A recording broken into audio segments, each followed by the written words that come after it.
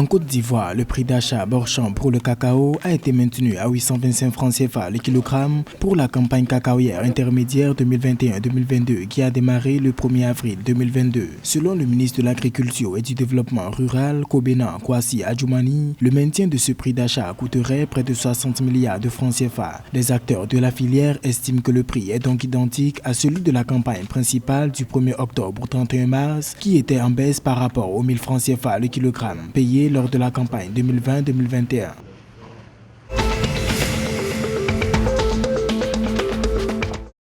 Lors de la première rencontre du Conseil national du crédit le 21 mars 2022, le ministre togolais de l'économie et des finances Sani Yaya a indiqué que la situation économique du pays devrait revenir à la normale cette année 2022.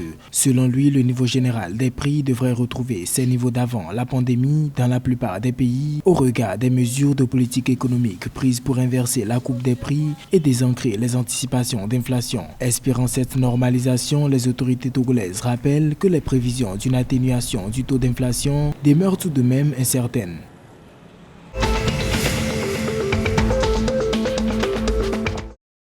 Organisée par l'association Lidi au Burkina Faso, la formation des acteurs de la protection de l'enfance sur le mécanisme de prise en charge des enfants et jeunes consommateurs de drogue a pris fin le 1er avril 2022. En 3 ans, selon les chiffres officiels, les services sociaux ont enregistré 1975 enfants et jeunes ayant des problèmes de toxicomanie. Le phénomène touche également le monde scolaire avec à titre d'exemple 214 élèves interpellés en 2016 pour faire de drogue. Autant de points qui ont interpellé l'association Lidi qui a initié une formation de renforcement de capacité des acteurs institutionnels, notamment les travailleurs sociaux, les éducateurs dans les établissements scolaires et les acteurs communautaires.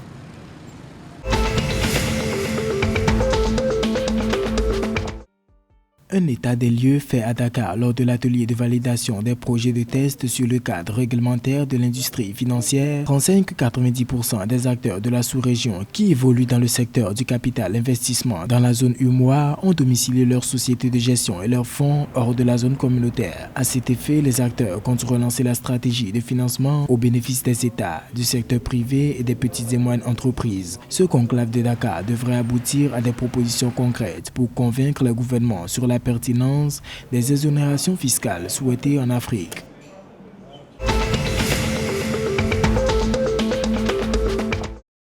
Pour faciliter l'accès au foncier, la Direction générale des impôts et des domaines du Sénégal, DGID, a lancé le 31 mars 2022 l'opération Samaké Touker, dite Mon titre foncier. Selon le directeur général de la DGID, Bassirou Sambagnas, cette opération ambitionne entre autres de mettre un terme aux longues attentes des usagers voulant un titre de propriété et rendre plus accessible le foncier. Il s'agit en effet des lotissements réguliers qui sont réalisés soit sur les terres du domaine national, soit sur celles du domaine privé de l'État et pour lesquels les attributaires n'ont pas de titre. Par ailleurs, l'initiative vise à élargir le champ de compétences des notaires, assurer plus de sécurité juridique et augmenter le taux de bancarisation de l'économie.